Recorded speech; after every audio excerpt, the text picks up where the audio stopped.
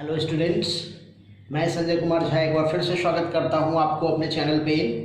और आज हम लोग जो टॉपिक पढ़ने जा रहे हैं प्लांट की ब्रीडिंग का, वो टॉपिक होगा हमारा प्लांट की ब्रीडिंग का 2 स्टेप्स। मैंने इसके पिछले वीडियो में बताया था।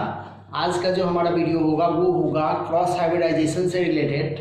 फाइनली उसके बाद हम लोग बात करेंगे selection and testing of the superior variety या सुपीरियर रिकम्बिनेंट, और फाइनली हम लोग बात करेंगे उसके कमर्शियलाइजेशन के पॉइंट ऑफ व्यू से। ये 3 चीज़ों के पे आज ये वीडियो इंपॉर्टेंट होने जा रहा है आपके लिए। तो चलिए शुरू करते हैं क्लास को। अब देखिए, सबसे पहला इंपॉर्टेंट बात क्या होता है कि क्रॉस हाइब्रिडाइजेशन क्या है। देखिए, हाइब्रिडाइजेशन टर्म से आप पहले भी परिचित हो। तो हाइब्रिडाइजेशन का मतलब क्या होता है? Crossing between the parent of desired character to obtain new variety. क्या बोलते हैं हम लोग? Crossing between parent of desired variety to obtain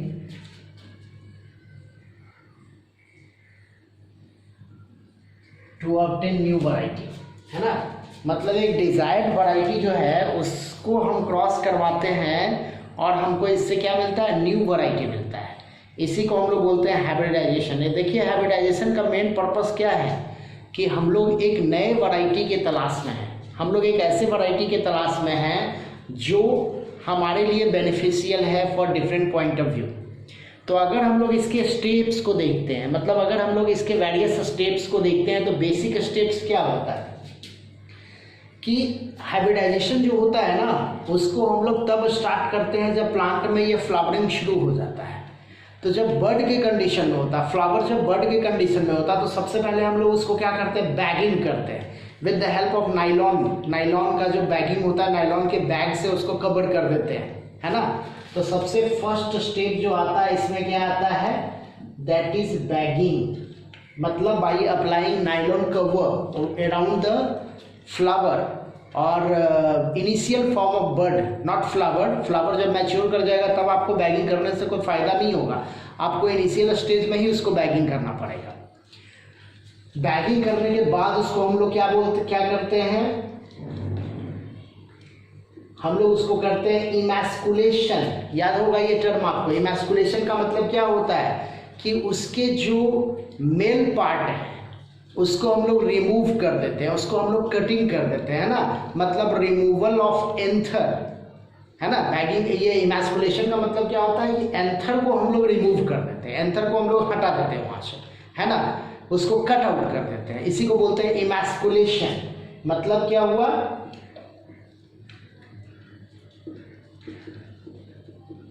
removal of anther during bird condition, है ना। बर्ड के कंडीशन में ही हम लोग क्या करते हैं? एंथर को रिमूव कर देते हैं, ठीक। उसके बाद क्या करेंगे? इमैस्कुलेशन के बाद हम लोग, अच्छा एक और तरीका देखिए, उसके जो मेल गैमेट है ना उसको हटाने का कुछ और भी तरीका होता है। जैसे कभी कभी फिजिकल मेथड भी अपनाया जाता है, कभी कभी केमिकल मेथड भी अपनाया जाता है। अगर आप देखिएगा फिजिकल मेथड, अगर हम लोग कहें फिजिकल मेथड, इसमें क्या होता है कि जो फ्लावर होता है ना, उसका जो बर्ड वाला जो कंडीशन होता है, उसके पॉलन ग्रेन्स को, बर्ड को जब आप खोलिएगा, फ्लावर के बर्ड को जब आप खोलोगे ना, तो फ्लावर के बर्ड को खोलोगे तो देखो उसके अंदर पॉलन ग्रेन्स मिलेंगे आपको। पॉलन ग्रेन्स का हिस्सा मिलेगा, दैट इज एंथर मिलेगा आपको। तो आपको क्या करना रहता है कि उसको लगभग 50 डिग्री सेल्सियस पे अबाउट 10 और 15 मिनट तक रखा जाता है ना। मतलब आप टेम्परेचर प्रोवाइड कर सकते हो 50 डिग्री सेल्सियस। इसकी वजह से भी क्या होगा? पॉलन ग्रेन्स जो होगा वो किल कर जाता है, पॉलन ग्रेन्स डिस्ट्रॉय कर जाता है उसका। या फिर आप केमिकल मेथड भी यूज कर सकते हो, आप केमिकल मेथड भी यूज कर सकते हो। केमिकल मेथड में हम लोग क्या करेंगे भाई? तो केमिकल मेथड में जनरली मैलिक हाइड्रोजाइड यूज किया जाता है।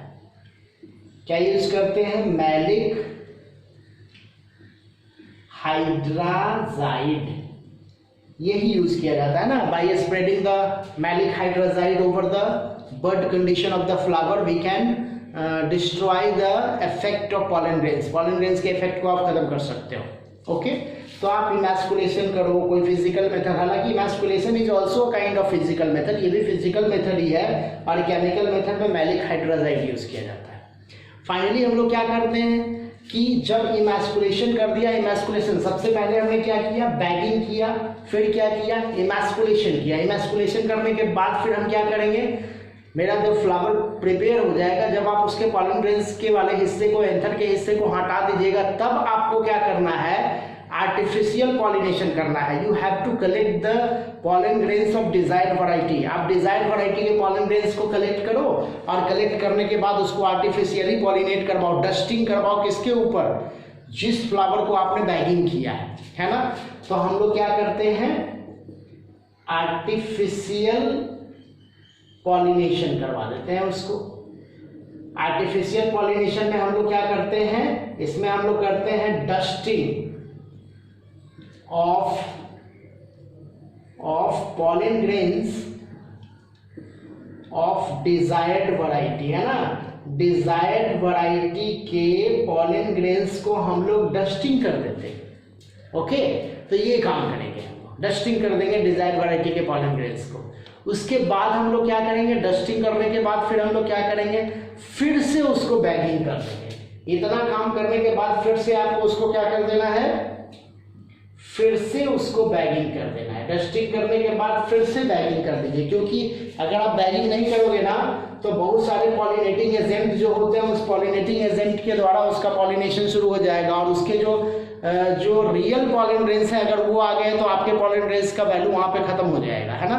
तो फिर से बैगिंग करते हैं, और बैगिंग करने के बाद आपको क्या मिलेगा, you have to obtain seed after few duration. आपको कुछ समय के बाद क्या मिलेगा, आपको सीड मिलेगा। अब देखो, सीड मिलेगा, सीड का अब स्क्रीनिंग किया जाता है। सीड का स्क्रीनिंग करने का मतलब क्या है कि आप उसको जर्मिनेट कीजिए, है ना। जर्मिनेट करने के बाद आप उसके कैरेक्टर को स्टडी कीजिए, आप वो डिजायर्ड कैरेक्टर को ढूंढिए। एक्चुअली में देखो, ये पूरा का पूरा सिस्टम जो होता है ना, वो लक पे डिपेंड करता है कि कौन सा डिजायर्ड कैरेक्टर मैच करके एक new variety of character, new combination of character देगा। तो आपको इस सीड को क्या करना है, जर्मिनेट करना है, और जर्मिनेट करके इसको फिर क्या कर देना है, इसका स्क्रीनिंग करना है। स्क्रीनिंग करने का मतलब क्या है कि इसके वेरियस कैरेक्टर्स को आप रीड आउट करो, है ना। जब आपको ऐसा लगता है कि आपको डिजायर्ड कैरेक्टर मिल गया, तब तो ठीक है। एक्चुअली में ये डिपेंड करता है आपके लक पे, ये एक्चुअली में आपके लक पे डिपेंड करता है कि आपको वो कैरेक्टर मिलेगा भी कि नहीं मिलेगा। ये बार बार किया जाता है, ये काफ़ी मतलब लेंदी प्रोसेस है, बार बार ऐसा काम किया जाता है ना। बार बार आप करते रहिए, इस टाइप का आप प्रोसेस करते रहिए। आप सिलेक्शन जो है आपने किया है, मतलब आपने जो प्योर लाइन ऑब्टेंड किया था, उस प्योर लाइन में से आप बार बार क्या करो, क्रॉस करवाओ, दो अलग अलग वैरायटी के प्योर लाइन को क्रॉस करवा करके आप मतलब हाइब्रिडाइजेशन करवाओ, और हाइब्रिडाइजेशन करवा करके फाइनली आप क्या करो, उससे जो सीड ऑब्टेंड होता है उसको आप स्क्रीनिंग करो, मतलब उसको जर्मिनेट करके उसके कैरेक्टर को रीड आउट करो, उसका डाटा कलेक्ट करो, और डेटा कलेक्ट करने के बाद फाइनली आप क्या करोगे, आपको जब डिजायर्ड वैरायटी मिल गया, तब हम लोग अगले स्टेप में जाते हैं। बिना डिजायर्ड वैरायटी का आप अगले स्टेप में नहीं जा सकते। जनरल वे में कहा जाता है कि ये काम जब आप लगातार करते रहोगे ना, तो ऐसा भी हो सकता है कि कभी कभी आपको कुछ निगेटिव रिजल्ट आ जाए। निगेटिव रिजल्ट करने का मतलब क्या होता है, जैसे मान लीजिए आप मैंगो के वैरायटी पे काम कर रहे हो, ओके, आपने मैंगो का दो अलग अलग वैरायटी लिया। एक मैंगो आपने लिया जिसका फ्रूट का साइज लार्जर था, लेकिन उसमें पल्प का अमाउंट, फ्रूट का साइज लार्जर है तो पल्प का अमाउंट क्या है, ऑटोमेटिकली ज़्यादा है, ओके। लेकिन उसका जो टेस्ट था ना, वो अच्छा नहीं था, टेस्ट अच्छा नहीं था उसका। लेकिन आपको एक स्मॉल वैरायटी का मैंगो मिला है जिसका कि फ्रूट का साइज बहुत छोटा है, लेकिन उसका टेस्ट बहुत अच्छा है, मतलब उसका फ्लेवर अच्छा है, उसका टेक्सचर अच्छा है, सब चीज़ अच्छा है उसका। और आप क्या चाह रहे हो कि हमको एक ऐसा फ्रूट मिल जाए जो बड़ा साइज का भी हो और उसका टेस्ट भी अच्छा हो। अब आप क्या करोगे, दोनों का प्योर लाइन लोगे, प्योर लाइन लेकर के वो दोनों को क्रॉस करवाओगे। दोनों का क्रॉस करवाओगे तो कोई ज़रूरी नहीं ना कि आपको जो नया वैरायटी मिलेगा, उस नए वैरायटी में आपको क्या मिल जाएगा भाई, तो आपको बेसिकली मतलब इस टाइप का वैरायटी मिल जाएगा जो क्या किया जा सकता है, जिसमें कि फ्रूट का साइज़ भी बड़ा आ जाए और ये भी टेक्सचर भी अच्छा आ जाए, उसका फ्लेवर भी अच्छा आ जाए, उसका टेस्ट भी अच्छा आ जाए। ऐसा कोई ज़रूरी नहीं, हो सकता है आपको ऐसा वैरायटी मिल जाए कि फ्रूट का साइज़ भी बड़ा हो और उसका जो नेगेटिव प्रॉपर्टी था, मतलब फ्रूट का साइज़ भी छोटा हो, फ्रूट का साइज़ भी छोटा हो और उसका टेस्ट भी खराब हो जाए, मतलब टेस्ट भी प्रॉपर वे में नहीं आए, आपको ऐसा भी मिल सकता है। ओके, तो ये बातें हैं। ऐसे एक और मैं इंपॉर्टेंट बात बता दूं कि जनरली क्रॉस हाइब्रिडाइजेशन का जो प्रोसेस होता है ना, वो सीडेड प्लांट के लिए अच्छा माना जाता है। एक्चुअली में जो प्लांट, जैसे मैंने मैंगो का अभी बात किया, तो उसमें तो आप वेजिटेटिव प्रोपगेशन भी करवा सकते हो। वेजिटेटिव प्रोपगेशन के द्वारा आपको मतलब अच्छा वैरायटी मिल सकता है। लेकिन जिस प्लांट का हम लोग सीड लेते हैं, जैसे क्या हो गया भाई, तो पैडी हो गया, वीट हो गया, मेज हो गया, ये सब ऐसे प्लांट हैं जिसका सीड हमारे लिए ज़्यादा इम्पोर्टेंट है। तो वैसे प्लांट में हम लोग ये काम करते हैं। बार बार हम ऐसा कुछ करेंगे, स्क्रीनिंग करेंगे और डिज़ाइन कैरेक्टर आएगा या नहीं आएगा, इस टाइप का ऐसा कुछ होता रहता है। कभी कभी ऐसा भी देखा जाता है कि अगर आपको निगेटिव रिजल्ट आ जाए, मतलब आपको मतलब बिल्कुल ही अनडिजायर्ड कम्बिनेंट मिल जाए, जो आप चाहते ही नहीं थे वही कम्बिनेंट आपको मिल गया, तब आप क्या करोगे? तो ऐसे कंडीशन में कहा जाता है कि you have to done back cross. आप बैक क्रॉस करवाओ, है ना, आप बैक क्रॉस में चले जाइए। बैक क्रॉस में जाइएगा ना तो पेरेंट से फिर वापस क्रॉस करवाइएगा तो आपको मेन कैरेक्टर वापस आ जाएगा। तो इस तरह से भी काम किया जाता है। ये एक टेक्निक है, ये एक टेक्निक है क्रॉस हाइब्रिडाइजेशन का, जिसके थ्रू हम क्या कर सकते हैं, न्यू वैरायटी और डिजायर्ड रिकम्बिनेंट हमको मिलता है।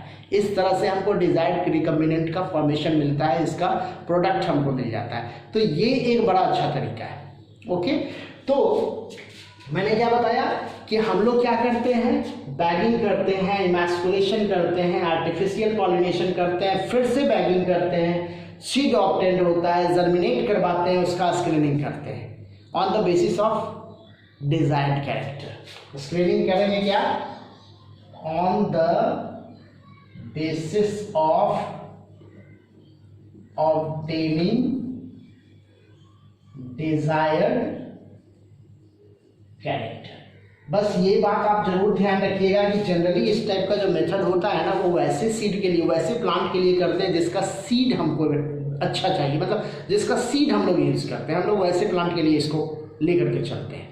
ओके, और मैंने क्या बताया कि if you have obtained any negative result, negative result मतलब क्या, अनडिजायर्ड रिजल्ट जब आप ऑब्टेन करते हो, मैं लिख देता हूं, if we obtain undesired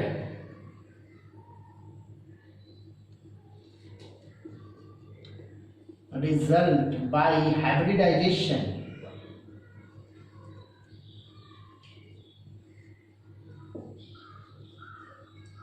we should done क्या, बैक क्रॉस।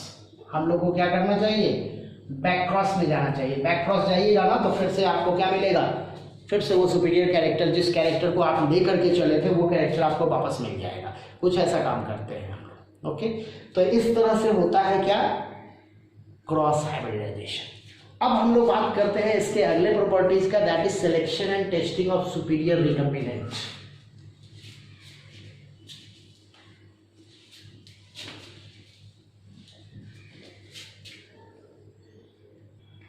तो हम लोग अब देखने जा रहे हैं selection and testing of superior recombinant. हम लोग इसी को देखने जा रहे हैं, है ना, मतलब एक सुपीरियर रिकम्बिनेंट का सिलेक्शन और टेस्टिंग कैसे करते हैं। देखिए, सिलेक्शन का मतलब क्या होता है, जनरली कहा जाता है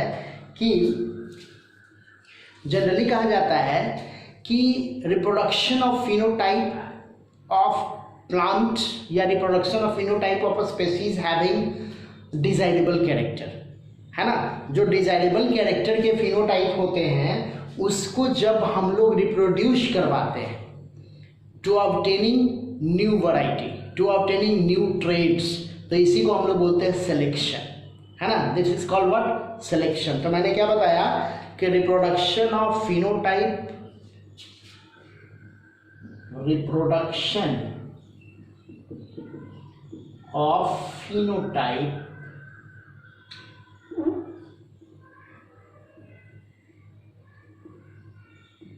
reproduction of phenotype of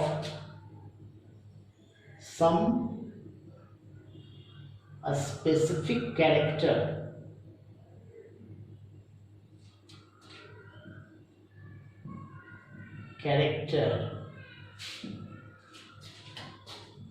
to obtain a desired character,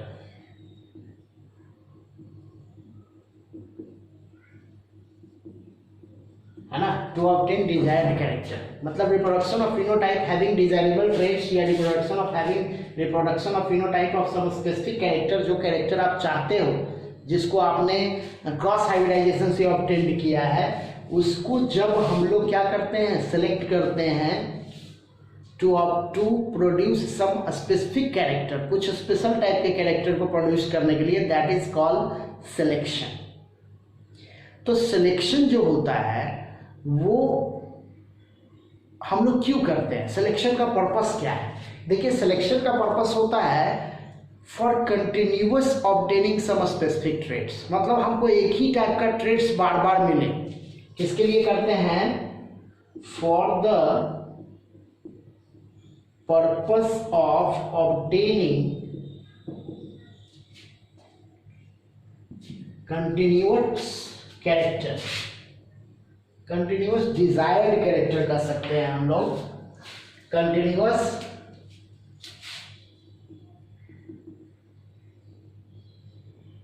desired character, generation over generation, है ना। जब हमको कोई भी कैरेक्टर, जब हम सिलेक्शन करते हैं ना, तो कैरेक्टर जो होता है मेरा वो डिजायरेबल कैरेक्टर मिलता है जनरेशन ओवर जनरेशन, कुछ इस टाइप का करते हैं हम लोग, कोई खास कैरेक्टर हमको जनरेशन ओवर जनरेशन मिलता है। तो इस टाइप का जब कॉम्बिनेशन हम लोग करते हैं ना, इस टाइप का जब हम लोग काम करते हैं, तो या उसको जब हम लोग सेलेक्ट करते हैं, तो इसी प्रोसेस को हम लोग बोलते हैं क्या, सिलेक्शन। अब देखो, सिलेक्शन के बारे में कहा जाता है कि जब आप एक स्पेसिफिक ट्रेट्स को सेलेक्ट करते हो ना, तो उस स्पेसिफिक ट्रेट्स को सेलेक्ट करने के क्रम में आपको दो अलग अलग टाइप का कंडीशन मिलता है, मतलब एक होमोजाइगस मिलता है और एक आपको हेट्रोजाइगस मिलता है, मतलब दो अलग अलग टाइप के ट्रेट्स मिलते हैं आपको, होमोजाइगस ट्रेट्स और हेट्रोजाइगस ट्रेट्स। तो हम कह सकते हैं टू डिफरेंट वैरायटीज आपको मिल सकता है, होमोजाइगस और क्या मिल सकता है, हेट्रोजाइगस। अब देखो, बहुत आसान बात है कि होमोजाइगस हमको कब मिलेगा, तो जब हम सेल्फ पॉलिनेटिंग सिलेक्शन करेंगे, बाई क्या करेंगे, सेल्फ पॉलिनेटिंग सिलेक्शन। जब आप सेल्फ पॉलिनेटिंग सिलेक्शन करोगे ना, तब आपको होमोजाइगस ट्रेट्स मिलेगा। और जब आप क्या करोगे, बाई क्रॉस पॉलिनेटिंग, जब आप क्रॉस पॉलिनेटिंग सिलेक्शन करोगे तब आपको क्या मिलेगा, तब आपको हेट्रोजाइगस मिलेगा। ऐसे भी आपको पढ़े होंगे, मैंने पिछले वीडियो में बताया था कि जब हम लोग बार बार सेल्फिंग करते हैं तो क्या होता है, होमोजाइगोसिटी बढ़ती है ना। तो जब आप सेल्फ पॉलिनेटिंग सिलेक्शन करते हो ना, जब आप सेल्फ पॉलिनेटेड सिलेक्शन करते हो, तो इसमें क्या होता है, होमोजाइगोसिटी बढ़ती है, और इससे हम कह सकते हैं कि प्योर लाइन पैदा होता है। इसका जो रिजल्ट है वो क्या हो जाएगा, प्योर लाइन, है ना। इसका परसेंटेज, इसकी फ्रीक्वेंसी बहुत कम होती है, मतलब प्योर लाइन बहुत ही कम अवेलेबल होता है हमारे मतलब सराउंडिंग्स में, है ना। ये इस टाइप का जो सिलेक्शन हम लोग करते हैं ना, वो बस सिर्फ और सिर्फ एक कलेक्शन के लिए करते हैं कि मतलब हमको एक पर्टिकुलर वैरायटी का प्योर लाइन मेरे पास प्रेजेंट है, उसका यूज हम लोग लार्ज स्केल पे प्रोडक्शन के लिए नहीं करते हैं। लार्ज स्केल पे प्रोडक्शन के लिए हम लोग क्या करते हैं, ये दैट इज क्रॉस हाइब्रिडाइजेशन करवाते हैं। मतलब आप क्रॉस पॉलिनेशन करवा करके जो नया वैरायटी आप ऑब्टेन करना चाहते हो, जिसकी वजह से आपको डिजायर्ड कैरेक्टर मिले। देखो, इसके लिए हम लोग सिंपल वे में कह सकते हैं कि ये एक टाइप का कलेक्शन है, इसको हम लोग कमर्शियलाइजेशन नहीं करते हैं, ये हम लोग कलेक्ट करते हैं कि एक पर्टिकुलर टाइप का वैरायटी अगर हमारे सराउंडिंग में है तो उस वैरायटी को हमने कलेक्ट करके रखा है ना, कि उसका लॉस नहीं हो, ये पर्पस है हमारा। जबकि इसका पर्पस क्या है, इसको कमर्शियलाइजेशन करवाया जाता है। मतलब क्या कि इसको हम लोग बार बार क्रॉस हाइब्रिड करवाएंगे, क्रॉस हाइब्रिड करवा करके न्यू हेट्रोजाइगस प्रोडक्ट बनाएंगे, न्यू रिकम्बिनेंट बनाएंगे, और न्यू रिकम्बिनेंट बना करके या सुपीरियर रिकम्बिनेंट बना करके फाइनली हम लोग उसका प्रोडक्शन रेट बढ़ाएंगे, उसको हम लोग बाजार में लॉन्च करेंगे, उसको हम लोग कमर्शियलाइजेशन करवाएंगे, उसका प्रोडक्शन रेट बढ़ाएंगे, उसका स्क्रीनिंग करेंगे on the basis of their various properties, production rate क्या है, क्लाइमेटिक कंडीशन में शूट करता है कि नहीं करता है, सॉइल प्रॉपर वे में उस पर काम करता है कि नहीं करता, उसका रिस्पॉन्स कैसा है, जो हम फैसिलिटीज प्रोवाइड कर रहे हैं, इसके आधार पर हम लोग बात करते हैं। ओके, तो ये चीज़ है। तो सबसे ज़्यादा जो होता है वो क्या करवाया जाता है, हेट्रोजाइगस सिलेक्शन जो है ना वो ज़्यादा लिया जाता है हमारे सराउंडिंग्स में, जबकि ये जो है वो सिर्फ और सिर्फ किसके लिए होता है, for collection point of view. Okay, तो ये बातें आती हैं इसमें। ठीक है, अब हम लोग बात करते हैं क्या कि फाइनली हम लोग करते हैं टेस्टिंग रिलीज के बारे में और उसका कमर्शियलाइजेशन के बारे में हम लोग ये बात करते हैं, है ना। ये हमारा फाइनल स्टेप होगा किसका, तो प्लांट ब्रीडिंग का सबसे फाइनल स्टेप माना जाता है। तो चलिए हम लोग देखते हैं अब क्या, testing and commercialisation.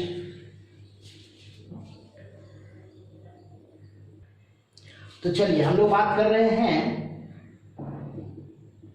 Testing release and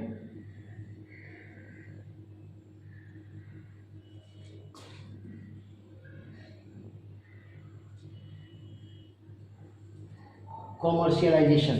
testing release and commercialisation ये सबसे फाइनल स्टेप माना जाता है प्लांट ब्रीडिंग के स्टेप्स में।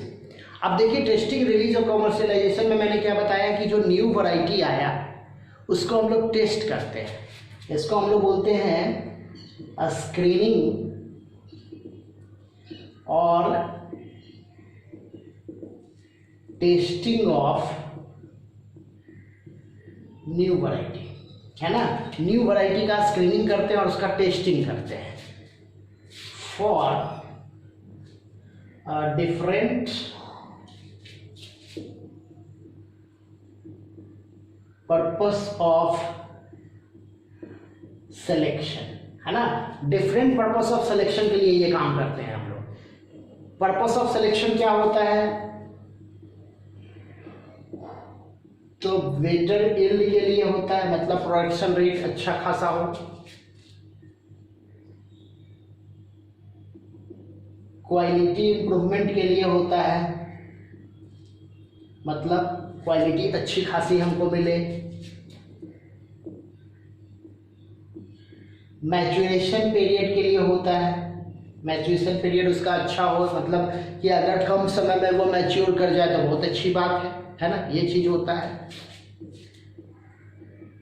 रेसिस्ट प्रॉपर्टी के लिए होता है, रेसिस्ट प्रॉपर्टीज करने का मतलब क्या होता है कि वो एबायोटिक रेसिस्टेंस उसमें कितना है और बायोटिक रेसिस्टेंस कितना है। एबायोटिक रेसिस्टेंस मतलब वो स्ट्रेस को कितना ये कर सकता है। स्ट्रेस कहने का मतलब क्या होता है, जैसे ड्राउट कंडीशन हो गया, आपका फ्लड कंडीशन हो गया, जैसे क्या हो गया, ड्राउट हो गया, फ्लड हो गया, ये सब चीज को वो कितना बर्दाश्त कर सकता है, उसमें उसकी इफिशियंसी क्या है, इस चीज को हम लोग बोलते हैं।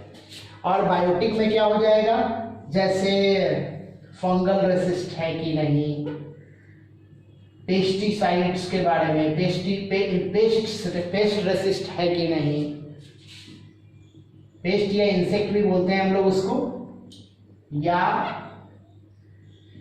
पैथोजेन रेसिस्ट है कि नहीं, है ना। ये सब हम लोग देखते हैं बायोटिक में, मतलब रेसिस्ट प्रॉपर्टी उसकी कैसी है। उसके बाद हम लोग क्या देखते हैं, रिस्पॉन्स टू फैसिलिटीज प्रोवाइड, जो आप उसको प्रोवाइड कर रहे हो वेरियस टाइप के फैसिलिटीज, है ना, उसका रिस्पॉन्स देखते हैं। रिस्पॉन्स टू फैसिलिटीज, है ना, जो हम फैसिलिटीज दे रहे हैं, चाहे वो क्या है भाई, वाटर दे रहे हैं, हम लोग मैन्योर प्रोवाइड कर रहे हैं उसको, ठीक ना, हम लोग उसको क्या बोलते हैं एग्रो केमिकल्स प्रोवाइड कर रहे हैं, अगर मान लीजिए एग्रो केमिकल्स प्रोवाइड कर रहे हैं, तो ये सब का रिस्पॉन्स क्या है, वो कितना तेज़ी से उसको कंज्यूम करता है या फिर उसका रेट क्या है, इसके हिसाब से। और क्या होता है, तो हम लोग फिर काम करते हैं लोकेशन बेस्ड, लोकेशन भी देखते हैं। लोकेशन करने का मतलब क्या होता है कि क्लाइमेटिक कंडीशन, किस क्लाइमेटिक कंडीशन में वो अच्छे ढंग से पैदा हो सकता है, सॉइल के नेचर के हिसाब से। इसमें हम लोग क्या देखते हैं, क्लाइमेटिक कंडीशन देखते हैं, इसमें हम लोग सॉइल का कंडीशन देखते हैं, है ना, कि सॉइल किस टाइप के सॉइल में वो अच्छा मतलब प्रोड्यूस हो सकता है, इस टाइप की चीज़ों को हम लोग देखते हैं। जब हम ये सारे बेसिस पे, ये सब जो वेरियस लेवल ऑफ स्क्रीनिंग है, इस सारे बेसिस पे जब हम लोग उस प्लांट को स्क्रीन कर लेते हैं, तब जाकर के हम लोग क्या करते हैं, उसको अप्रूवल प्रोवाइड करते हैं, मतलब उसको अप्रूवल प्रोवाइड करते हैं। और अप्रूवल कौन देता है, देखिए अप्रूवल यही देता है ICAR। पिछले वीडियो में मैंने बताया था Indian council of agriculture and research, है ना। तो Indian council of agriculture and research इसको क्या करता है, अपने प्रॉपर वे में कंफर्मेशन प्रोवाइड करता है इसको। वो सारा जो इस बेसिस पे स्क्रीनिंग करने के बाद फाइनली जब ICAR इसको अप्रूव्ड कर देती है, तो जब ICAR इसको अप्रूव्ड कर देगा ना, तब हम क्या करेंगे, उसका नेमिंग प्रोवाइड किया जाता है ना। तब जाकर के उसका क्या करेंगे, उस न्यू वैरायटी का नेमिंग करते हैं और फाइनली उसको गवर्नमेंट जो होती है वो अप्रूवल देती है। तब जाकर के आपकी गवर्नमेंट जो होगी ना उसको अप्रूवल प्रोवाइड कर देगी एज ए न्यू वैरायटी, ठीक ना। तो ये पूरा प्रोसेस चलता है in the case of what, plant breeding. तो इस तरह से आप समझ गए होंगे कि प्लांट ब्रीडिंग में क्या क्या प्रोसेस चलता है। अब इसके बाद का जो हमारा नेक्स्ट वीडियो आएगा, उस वीडियो में हम लोग बात कर लेंगे न्यू वैरायटी का। वैरायटी इंप्रूवमेंट की बात तो हो गई हमारा, एक्चुअली में हम लोग बात कर लेंगे हाई यील्डिंग वैरायटी का, कि जब सबसे पहली बार इसका स्टार्ट किया गया था, मैंने बताया था आपको ग्रीन रेवोल्यूशन, तो उससे रिलेटेड कुछ इंपॉर्टेंट इन्फॉर्मेशन मैं आपको बता दूंगा ग्रीन रेवोल्यूशन से।